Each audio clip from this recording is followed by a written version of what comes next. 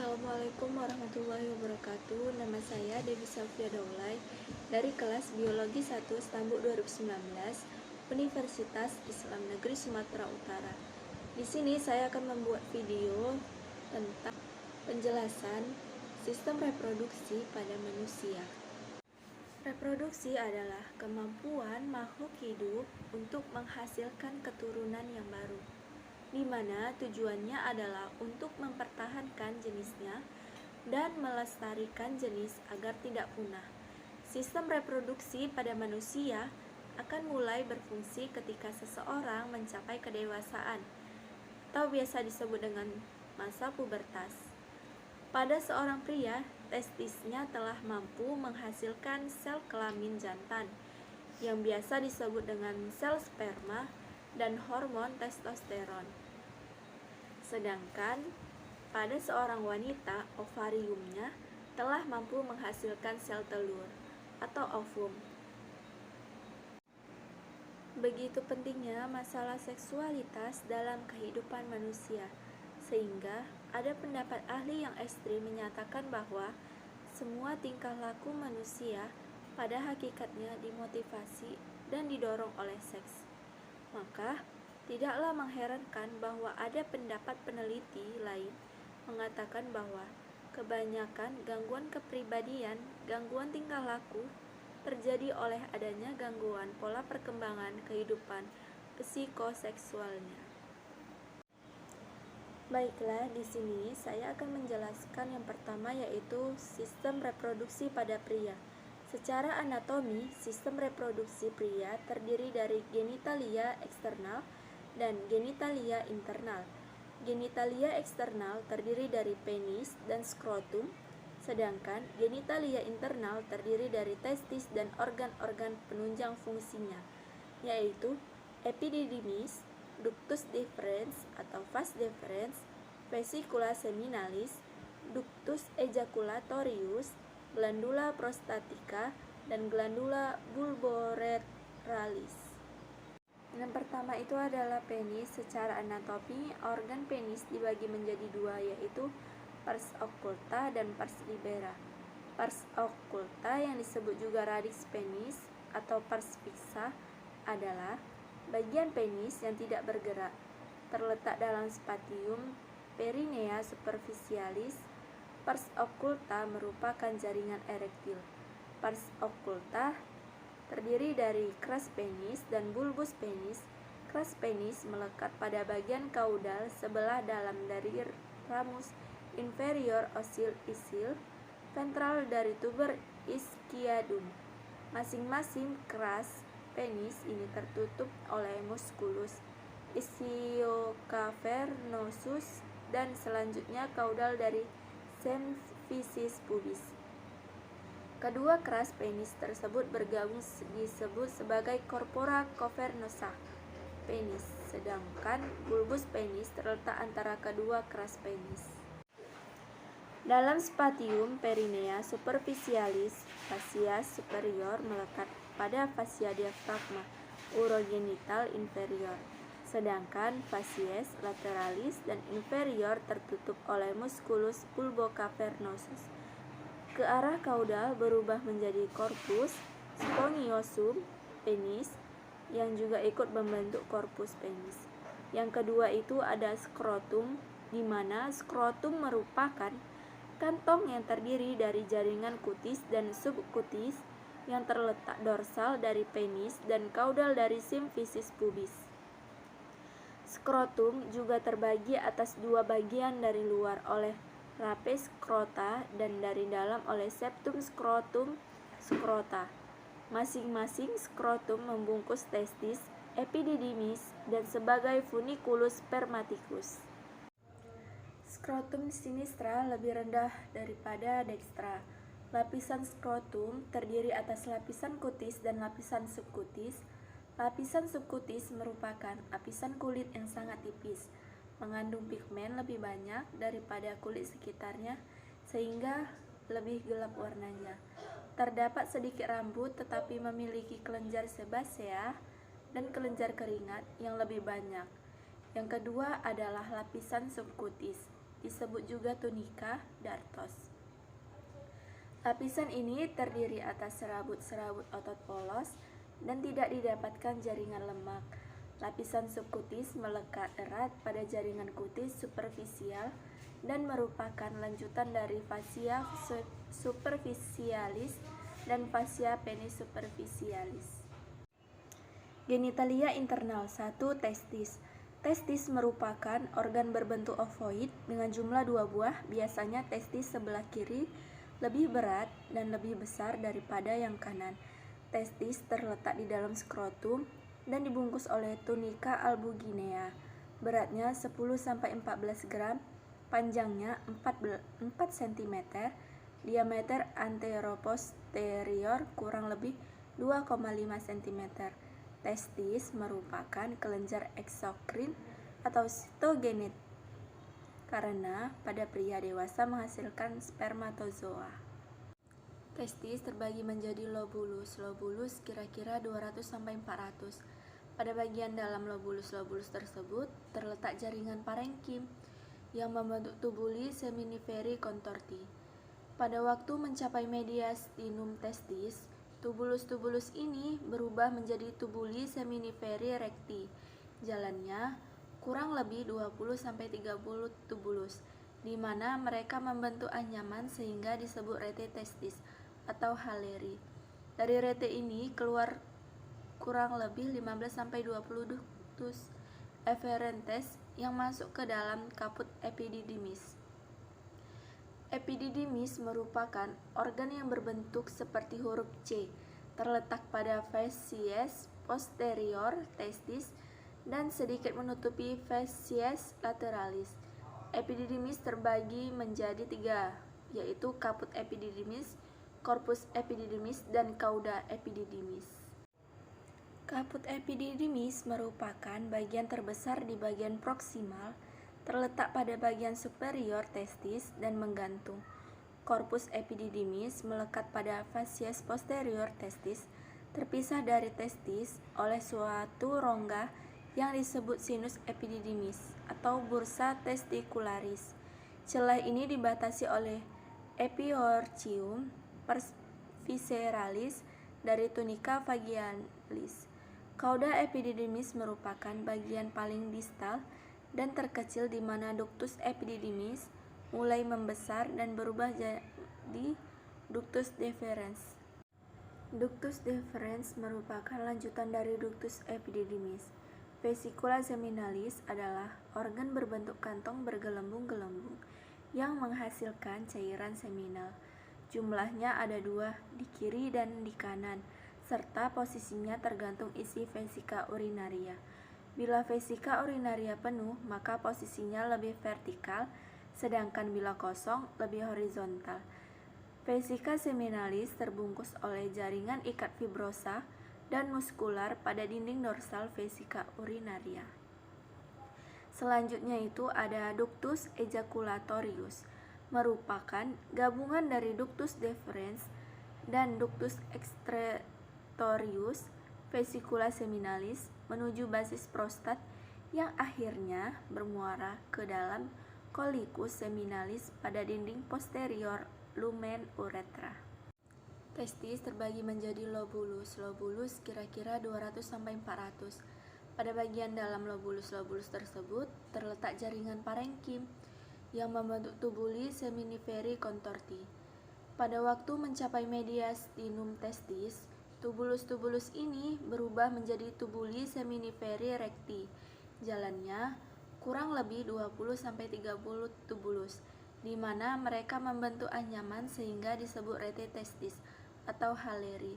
Dari rete ini keluar kurang lebih 15-20 ductus efferentes yang masuk ke dalam kaput epididymis.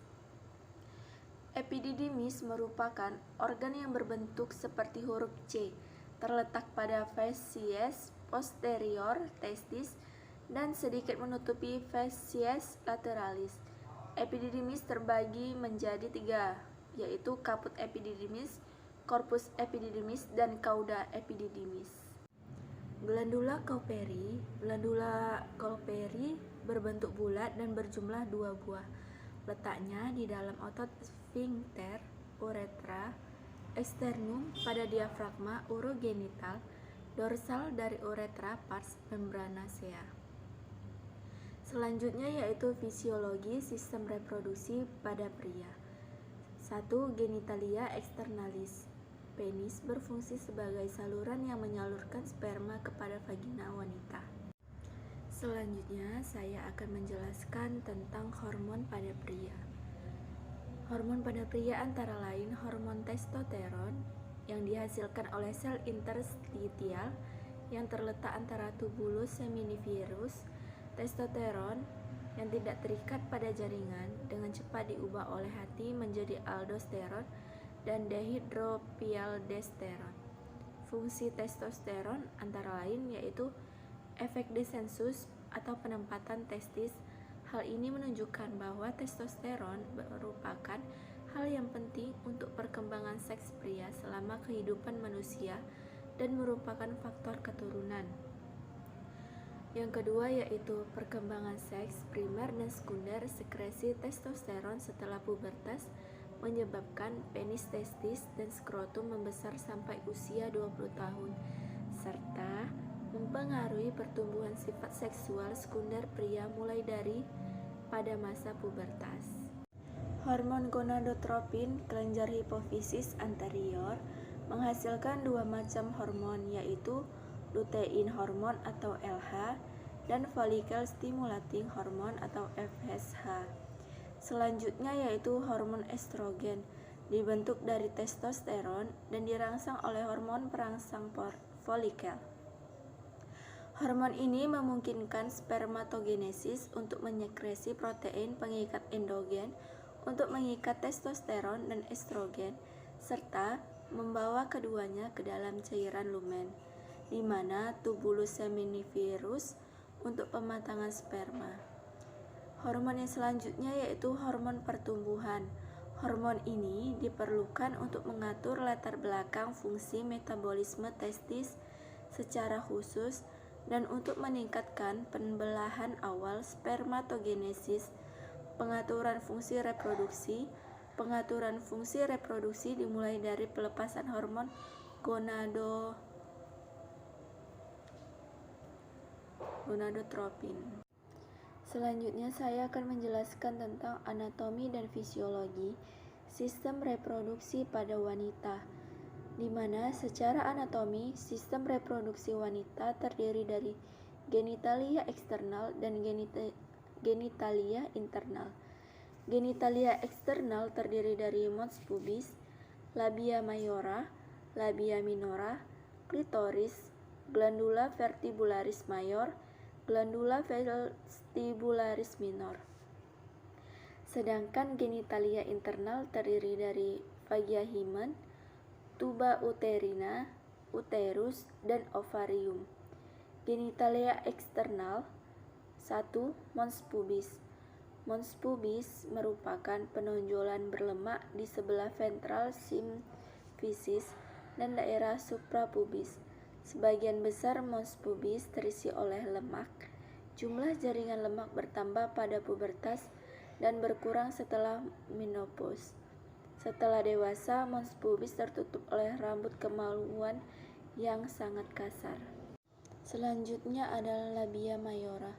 Labia mayora adalah organ yang terdiri atas dua lipatan yang memanjang berjalan ke kaudal dan dorsal dari mons pubis dan keduanya penutup rima pudendi atau pudendal cleft. Permukaan dalamnya licin dan tidak mengandung rambut. Kedua labia mayora di bagian ventral menyatu dan terbentuk komisura anterior. Jika dilihat dari luar, labia mayora dilapisi oleh kulit yang mengandung banyak kelenjar lemak dan tertutup oleh rambut setelah pubertas. Kemudian, labia minora. Labia minora merupakan organ yang terdiri dari dua lipatan kulit kecil terletak di antara kedua labia mayora pada kedua sisi introitus vagina. Kedua labium minus membatasi suatu celah yang disebut sebagai vestibulum vagina. Labia minora ke arah dorsal berakhir dengan bergabung pada aspektus medialis labia mayora, dan di sini pada garis mereka berhubungan satu sama lain berupa lipatan transversal yang disebut frenulum labii. Sementara itu, ke depan masing-masing minus terbagi menjadi bagian lateral dan medial. Pars lateralis kiri dan kanan bertemu membentuk sebuah lipatan di atas atau menutup. Glans klitoris disebut preputium clitoridis. Kedua pars medialis kiri dan kanan bergabung di bagian kaudal klitoris, membentuk frenulum klitoris. Labia minora tidak mengandung lemak dan kulit yang menutupnya berciri halus, basah, dan agak kemerahan. Klitoris terletak dorsal dari komisura anterior labia mayora dan hampir keseluruhannya tertutup oleh labia minor. Klitoris mempunyai 3 bagian, yaitu crura klitoris, corpus klitoris, dan glans klitoris. Selanjutnya yaitu glandula vestibularis mayor, sering disebut juga kelenjar Bartolini, merupakan kelenjar yang bentuknya bulat atau ovoid yang ada sepanjang dan terletak dorsal dari bulbus vestibul atau tertutup oleh bagian posterior bulbus vestibul. Selanjutnya yaitu glandula vestibularis minor. Glandula vestibularis minor mengeluarkan lendir ke dalam vestibulum vagina untuk melembabkan labia minora dan mayora serta vestibulum vagina. Organ ini adalah daerah dengan peninggian terletak ventral dari symphysis pubis. Sebagian besar terisi oleh lemak. Setelah pubertas, kulit di atas tertutup rambut kasar. Selanjutnya yaitu genitalia internal. Yang pertama ada vagina. Secara anatomi, vagina merupakan organ yang berbentuk tabung dan membentuk sudut kurang lebih 60 derajat dengan bidang horizontal. Namun, posisi ini berubah sesuai dengan isi vesika urinaria. Dinding ventral vagina yang ditembus serviks panjangnya 7,5 cm, sedangkan panjang dinding posterior kurang lebih 9 cm. Dinding anterior dan posterior ini tebal dan dapat direnggang. Dinding lateralnya di bagian oranial melekat pada ligamen kardinat, dan di bagian kaudal melekat pada diafragma pelvis sehingga lebih rigid dan terfiksasi.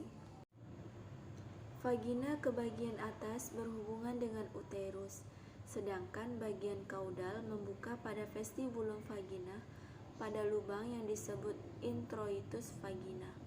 Yang kedua ada himen. Himen merupakan lipatan mukosa yang menutupi sebagian dari introitus vagina. Himen tidak dapat dirobek, disebut himen imperforatus. Terdapat beberapa bentuk himen, diantaranya himen anular, himen septal, himen cribiformis, dan himen parous. Selanjutnya yaitu ada tuba uterina. Tuba uterina atau tuba falopi memiliki panjang masing-masing kurang lebih 10 cm. Dibagi atas 4 bagian, yaitu uterus ke arah ovarium, pars uterin tubae, pars ultramuralis, pas uterus tubae, ampula tubae, dan infundibulum tubae.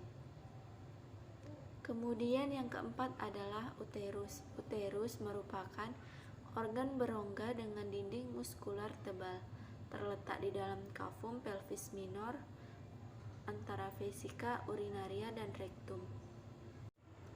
Ovarium, ukuran dan bentuk ovarium tergantung umur dan stadium siklus menstruasi.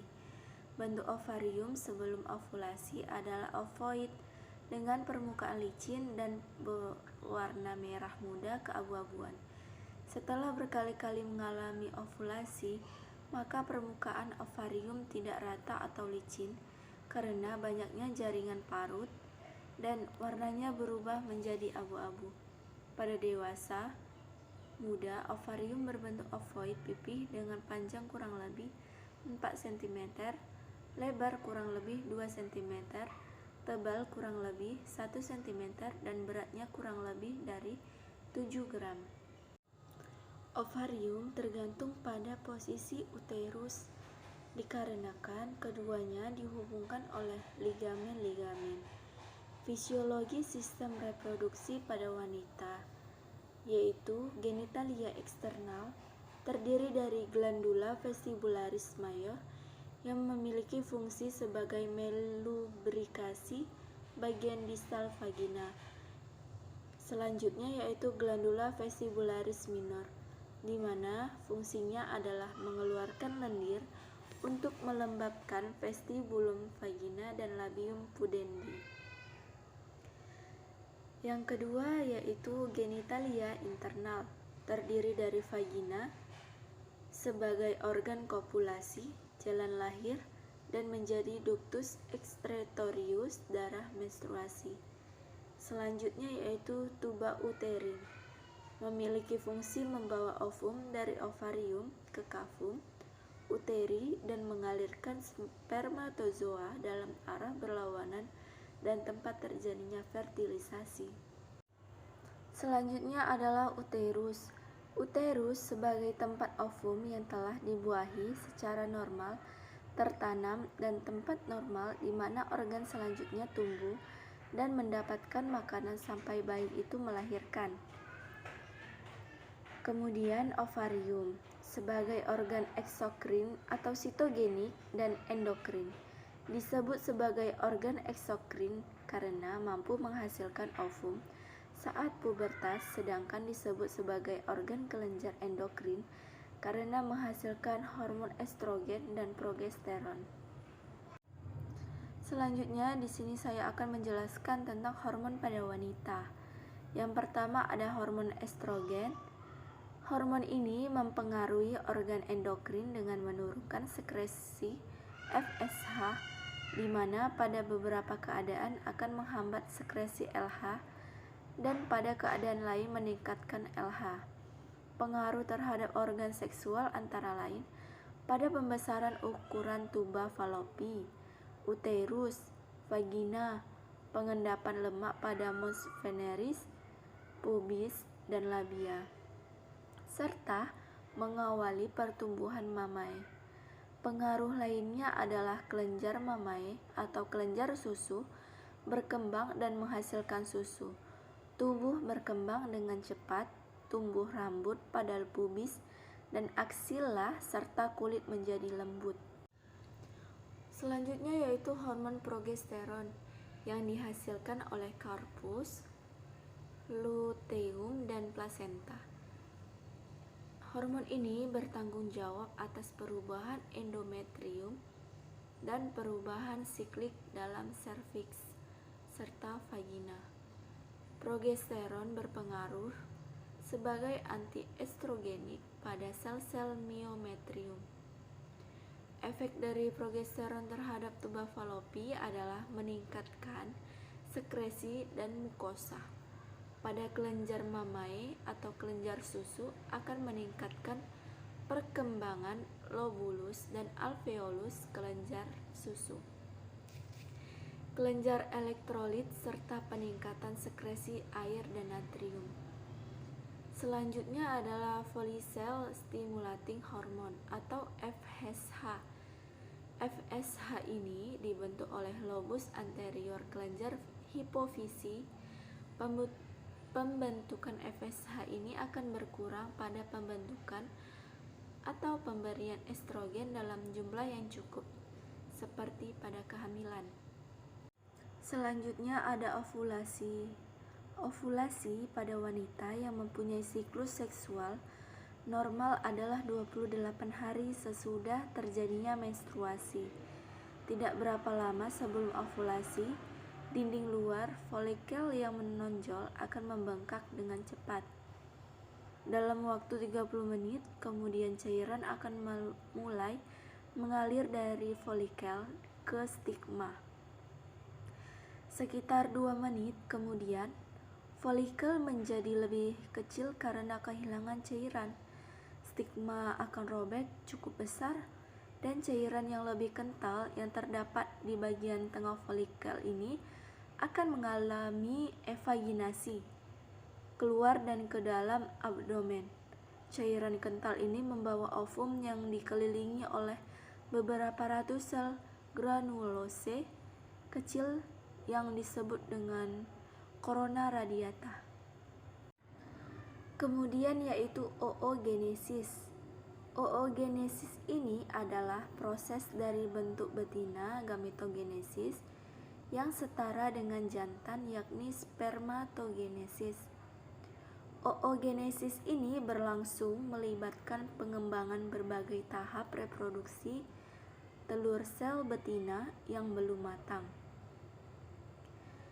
Kesimpulan dari hasil pembahasan di video ini adalah sistem reproduksi pada manusia mempunyai anatomi dan fisiologinya masing-masing, sehingga sangat penting untuk kita mengetahui dan kita bisa mensyukuri nikmat yang telah Allah SWT berikan kepada kita, dan agar kita tidak menyalahgunakan nikmat yang telah diberikan tersebut. Reproduksi merupakan kegiatan organ kelamin laki-laki dan perempuan yang khusus, yaitu testis menghasilkan spermatozoid, sel kelamin laki-laki, dan ovarium menghasilkan sel kelamin perempuan atau ovum. Sekian pembahasan dari video saya, kurang dan lebih saya mohon maaf. Assalamualaikum warahmatullahi wabarakatuh.